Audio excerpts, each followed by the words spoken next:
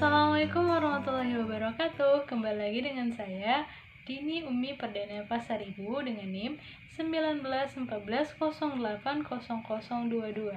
Nah, sekali lagi video ini dibuat untuk memenuhi tugas review materi dari mata kuliah Biofisika dengan dosen pengampu Ibu Nur Hasnah. Nah, video ini akan membahas tentang biooptik.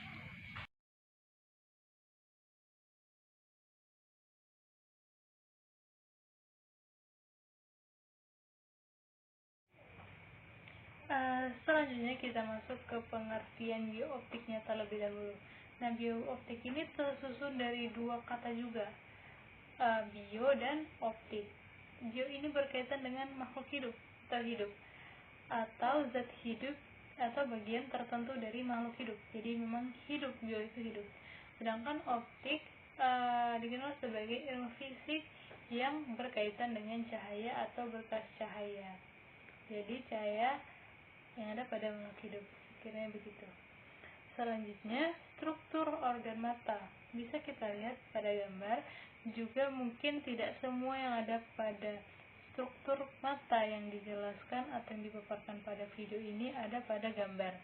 Jadi bisa kita lihat pada struktur mata yang dipaparkan ada supersilia atau alis, bulu mata, palpebra superior, lekukan di bagian kelopak mata atas.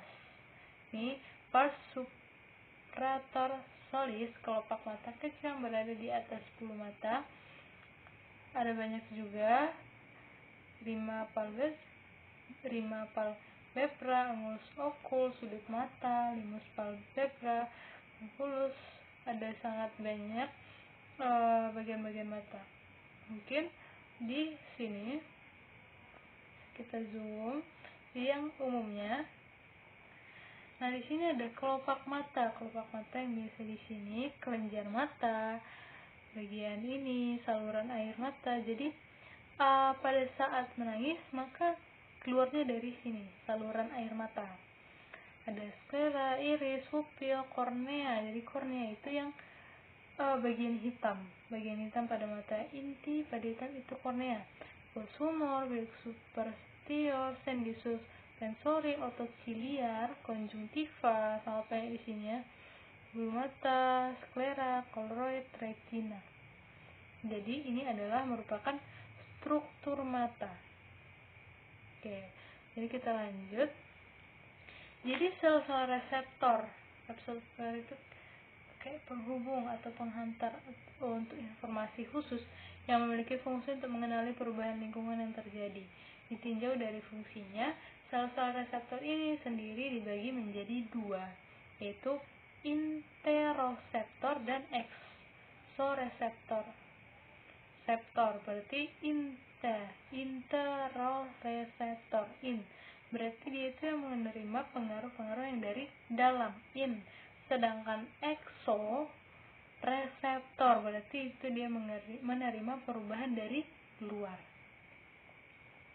Peran cahaya dalam penglihatan manusia, sangat banyak peran cahaya dalam penglihatan.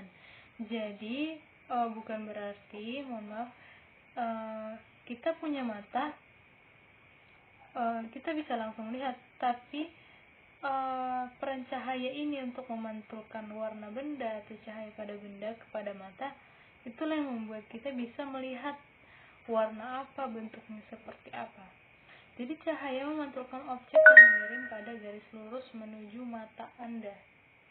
Cahaya melalui kornea tadi yang kita bisa lihat di gambar itu yang hitam di tengah, menuju pupil, diteruskan ke lensa mata. Kornea dan lensa membelokkan atau membiaskan cahaya agar fokus di retina.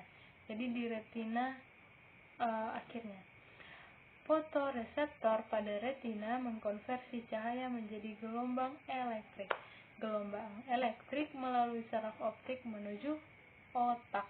Jadi pas di otak lah bisa dianalisis atau diketahui itu bentuk apa. Otak memproses, udah gelombang elektrik menuju saraf optik. Seperti pada materi kita sebelumnya, sel saraf itu sangat penting.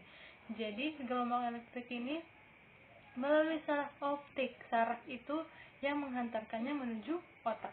Jadi otak memproses sinyal-sinyal itu menjadi sebuah bayangan atau image atau gambar. Pemrosesan informasi ke mata. Persepsi visual atau gambar adalah proses interpretasi cahaya yang masuk ke mata menjadi informasi visual yang spesifik di otak. Cahaya mengalami refraksi melewati pupil dan mencapai retina. Jadi pupil awalnya aslinya di retina, setelah itu gelombang tadi. Terjadi perubahan energi cahaya menjadi aksi potensial retina. Bisa kita lihat di sini, kita perbesar. Jadi pupil duluan, setelah pupil ke lensa, pupil, iris, lensa, barulah ke retina. Oke. Kelainan, jadi ada juga beberapa kelainan pada refraksi pada mata.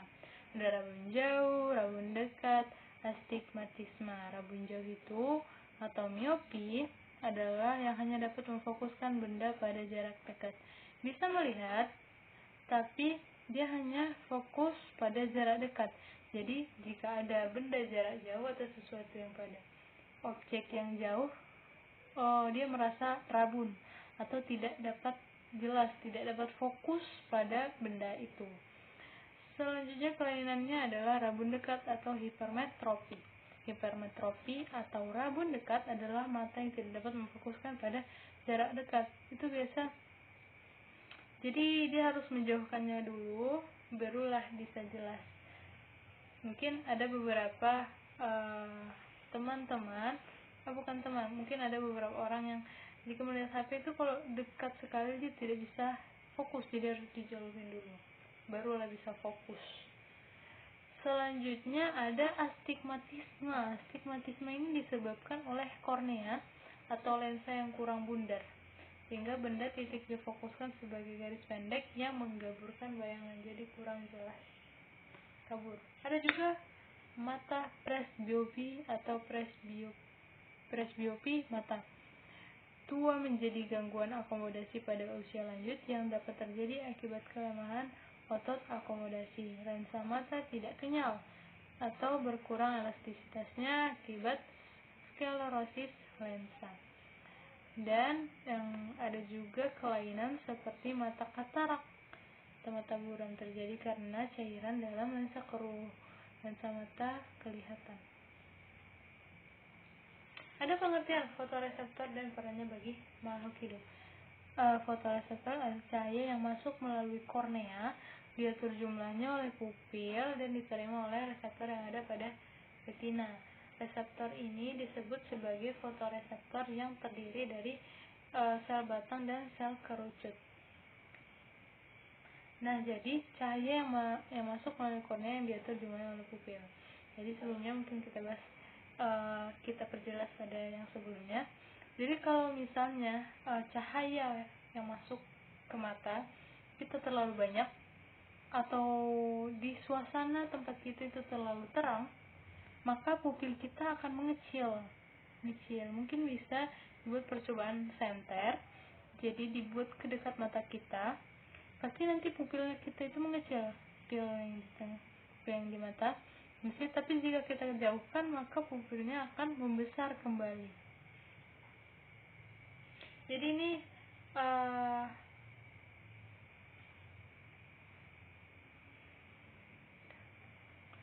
jadi apa peran fotoreseptor? Fotoreseptor pada tanaman juga ada. Nah, respon terhadap cahaya. Cahaya adalah faktor paling penting yang mempengaruhi tanaman.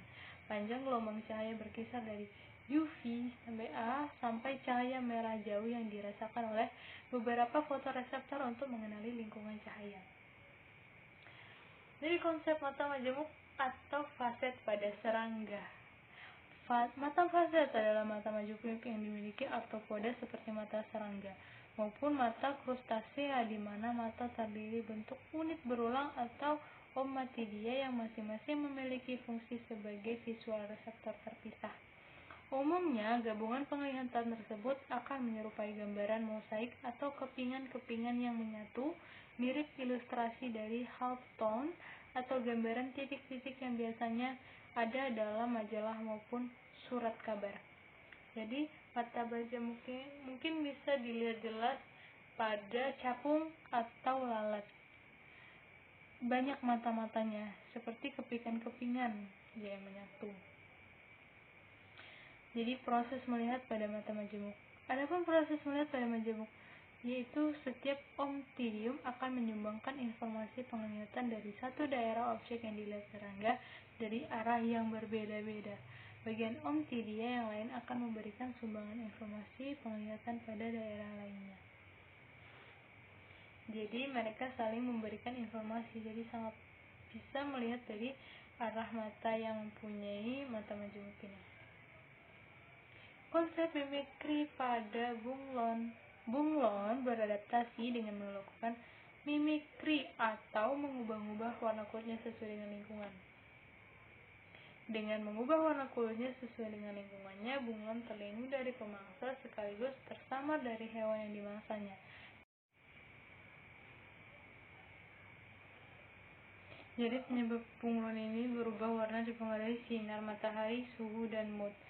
Jadi memang pada setiap hewan atau setiap makhluk hidup pasti mempunyai keahlian khusus. Jadi seperti bunglon, dia mempunyai kemampuan mimikri atau mengubah-ubah warna kulitnya sesuai dengan lingkungannya. Jadi gunanya apa? Untuk melindungi diri dari pemangsa. Tapi memang yang dipengaruhi oleh dia yang mempengaruhi bunglon untuk bisa mengubah warnanya tergantung cahaya matahari, suhu, dan moodnya juga bagaimana. Sekian dari saya. Wassalamualaikum.